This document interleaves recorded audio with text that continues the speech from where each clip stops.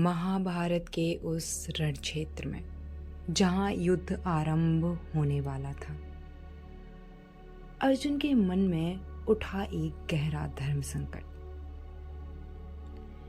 क्या अपनों के विरुद्ध युद्ध करना धर्म है? क्या मृत्यु के भय से पीछे हट जाना उचित है? क्या जीवन में ऐसे क्षण आते हैं जब हमारा मन कर्तव्य से भागने लगे? यही प्रश्न अर्जुन के भीतर उठ रहे थे। धृतराष्ट्र अंधे थे, केवल नेत्रों से नहीं, भीतर से। अपनी संकीर्ण दृष्टि में बंद थे वो। उनकी दृष्टि केवल उनके पुत्रों तक ही सीमित थी। धर्म को देखने की शक्ति वो खो चुके थे। अर्जुन युद्ध भूमि में आते हैं, धनुष उठाकर वीर भाव में, पर जैसे ही अपनों को सामने खड़ा देखते हैं, मन कांप उठता है, हृदय में करुणा उमड़ती है। क्या अपनों को मारकर मैं विजय चाहता हूं? यह धर्म संकट केवल अर्जुन का नहीं है, यह प्रत्येक जागरूक मनुष्य का संकट है, जब उसे धर्म और मोह के बीच किसी एक को चुनना पड़ता है।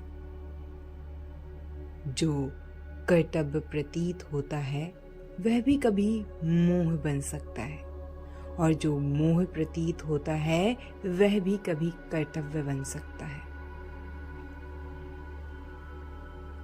अर्जुन कहते हैं, मैं युद्ध नहीं करूंगा, मेरे हाथ कांप रहे हैं, मेरे हृदय में विवेक और मोह टकरा रहा है।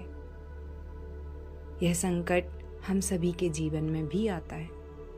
रिश्तों के मोह में, भय में, संकोच में हम अपने धर्म से पीछे हट जाते हैं। और कृष्ण मुस्कुराते हैं, क्योंकि वे जानते हैं यही पहली सीढ़ी है मोह से ऊपर उठने की। वे अर्जुन को समझाते हैं, देह क्षणिक है, आत्मा अमर है। कर्तव्य से भागना समाधान नहीं है, कर्तव्य को सही दृष्टि से निभाना ही समाधान है। गीता का पहला पाठ यही है, मोह से ऊपर उठो, धर्म को जानो, कर्तव्य को समझो और दृढ़ता पूर्वक कर्म करो। रणभूमि केवल कुरुक्षेत्र में नहीं है, यह हमारे जीवन के प्रत्येक क्षण में है। कृष्ण का यही संदेश है, उठो अर्जुन, जागो अर्जुन, अपने धर्म को पहचानो। ओशो ने इसके बारे में बहुत कुछ कहा है, और इसको समझने के लिए गीता दर्शन नाम की जो उनकी व्याख्या है, आप उसको सुन सकते हैं और समझ सकते हैं बहुत गहराई। दोस्तों, हमें अपने आप से सवाल पूछना है, क्या मेरे लिए मोह है और क्या मेरा सच्चा कर्तव्य है, और उसको पूरा करने के लिए क्यों मैं आगे नहीं बढ़ पा रहा हूँ? क्या है जो मुझे रोक रहा है? हर वक्त हमारी अंदर की कमजोरियां हमें क्यों आगे से बढ़ने से रोक रही हैं? वो छोटी छोटी आदतें जो हमें आगे बढ़ने से रोक रही हैं, वही हमारा सच्चा धर्म संकट है।